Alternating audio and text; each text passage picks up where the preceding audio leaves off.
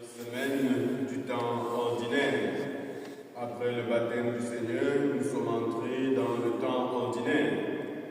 Jésus est baptisé et il commence sa mission. Nous autres, après notre baptême, nous sommes invités à nous mettre au travail. Après une célébration eucharistique, à la fin d'une célébration, lorsque le Seigneur le prêtre nous dit « Allez dans la paix du Christ », il nous envoie en mission.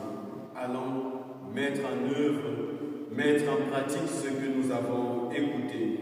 Et ce que nous avons écouté en réalité, dans la première lecture, on nous dit, frères, veillez à ce que personne d'entre vous n'ait un cœur mauvais, que le manque de foi sépare du Dieu vivant. Au contraire, encouragez-vous les uns les autres jour après jour, aussi longtemps que retentit aujourd'hui de ce somme, afin que personne parmi vous ne s'endurcisse en se laissant tromper par le péché.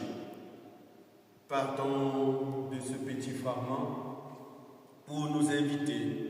Voyez-vous, notre vie comme chrétien, où les textes que nous venons d'écouter est une invitation à la foi. La foi et la persévérance. Nous devons persévérer dans notre cheminement de chaque jour vers le Christ, vers la vie, le Christ qui est la vie.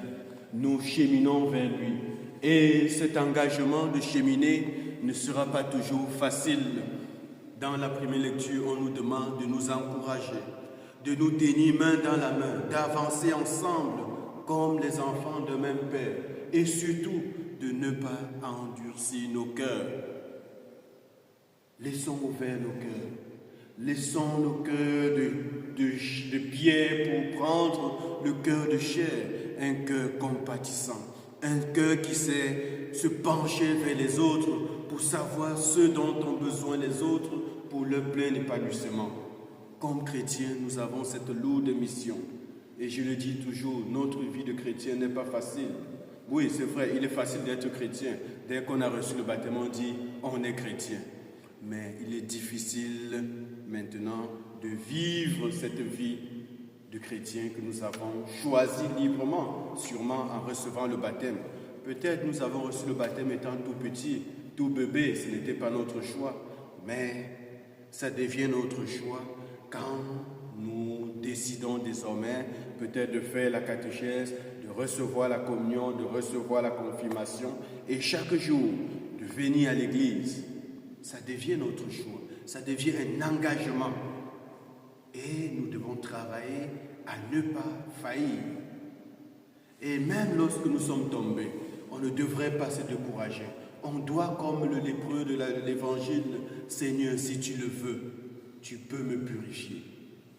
Pas notre volonté, mais la volonté de Dieu, la volonté de Christ qui est toujours présente, si tu le veux. Alors, voyant le fond de notre cœur, il nous dira, je le veux, sois purifié. Voyez-vous, pas notre volonté, mais la volonté de Dieu. Notre prière de chaque jour, nous ne devons pas oublier cet aspect de la volonté de Dieu. Beaucoup souvent se découragent parce qu'on a déjà fait 5, 10, 20, 30 neuvaines et rien n'a changé.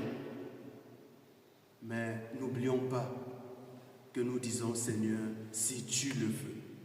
Alors prions et laissons la volonté de Dieu se manifester. Laissons la volonté de Dieu agir en nous. Après avoir guéri le lépreux, il lui dit, va te montrer au prêtre.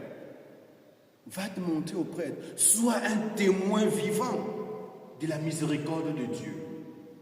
Et cette charge nous est confiée. Cette mission nous est donnée chaque jour. Allez vous montrer au prêtre. Allez être des témoins vivants de la parole de Dieu, de la miséricorde de Dieu que vous avez reçue. Et il n'est pas facile d'être des témoins vivants. Il n'est pas facile. Parce que être un témoin vivant, c'est manifester cet amour de Dieu. Manifester le pardon que nous avons reçu. Manifester la charité qui est en nous. Manifester l'amour de Dieu qui est en nous. C'est seulement en étant des témoins vivants de ce que Dieu a fait pour nous que nous serons véritablement purifiés de notre lèpre. purifiés de nos péchés, purifiés de tout ce qui nous empêche en réalité d'être fils de Dieu. Nous demandons donc au Seigneur, au cours de cette célébration, la grâce d'ouvrir nos cœurs, la grâce d'avoir des cœurs de chair, la grâce d'avoir ces cœurs-là ouverts, qui écoutent la parole de Dieu, mais pas seulement écouter pour écouter, mais écouter pour la vivre, pour la mettre en pratique, maintenant et pour les siècles des siècles. Amen.